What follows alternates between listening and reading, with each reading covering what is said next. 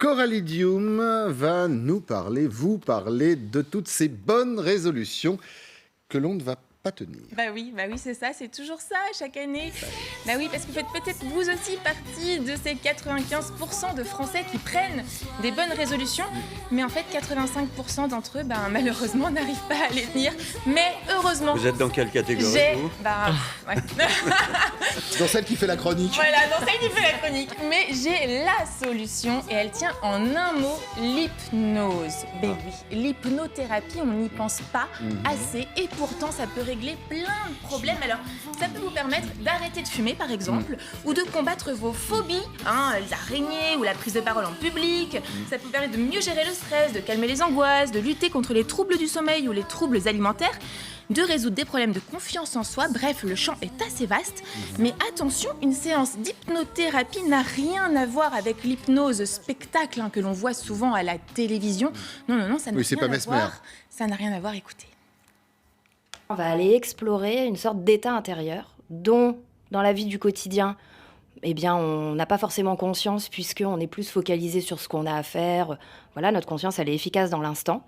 L'état d'hypnose va permettre une sorte d'hyper-perception de soi-même. Au contraire, c'est pas du tout une absence, une perte de contrôle.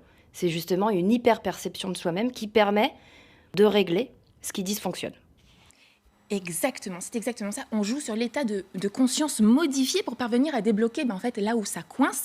Mais est-ce que ça fonctionne vraiment ? Eh bien, pour le savoir, j'ai été rencontrer 2 jeunes femmes qui ont testé l'hypnothérapie et par chance, pour elles deux, ça a suffi à régler leurs problèmes. La première s'appelle Laura. Elle avait une peur phobique de l'eau. Elle est aquaphobe et elle nous raconte comment se passe une séance. On est assis, on ferme les yeux, elle nous demande de respirer et elle nous raconte une petite histoire. Où elle nous demande d'écouter ce qui se passe, tous les bruits dans la rue, vraiment étant hyper conscient.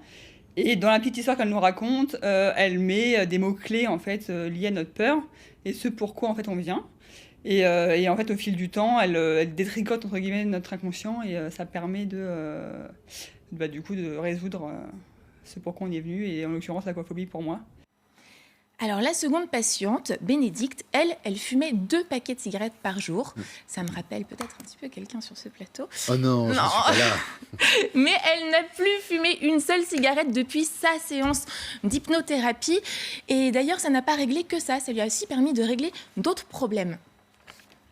En fait, ça a changé toutes les logiques de l'addiction au téléphone, tout bêtement.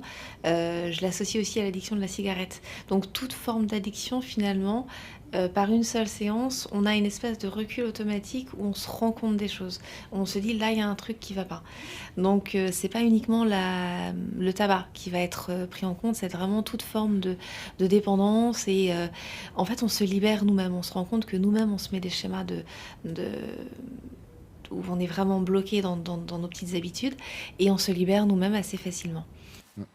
Alors, si c'est le téléphone, ça va. Si c'est le verre de vin, c'est pas... Non, c'est les addictions contre lesquelles vous avez envie de lutter, évidemment. Alors, c'est du cas par cas. Parfois, il faudra plusieurs séances. Et ça marche très bien aussi sur les enfants.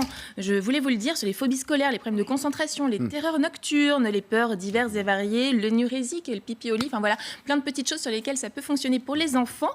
Et Ça peut marcher pour vous aussi, je crois, non ? Parce que regardez cette photo. Souvenez-vous de cette photo. C'était en... Python, oh non, je crois. c'est pas possible. Ah oui. Vous commencez très très mal l'année. Il va vous falloir beaucoup de séances, j'imagine, pour vaincre cette phobie, non ? Alors Christopher, vous commencez absolument très très mal cette année. La guerre est déclarée, je l'annonce. Vous savez quoi ? Moi, je le fais pour la cigarette, vous le faites pour les serpents, et on testera en direct dans la matinale.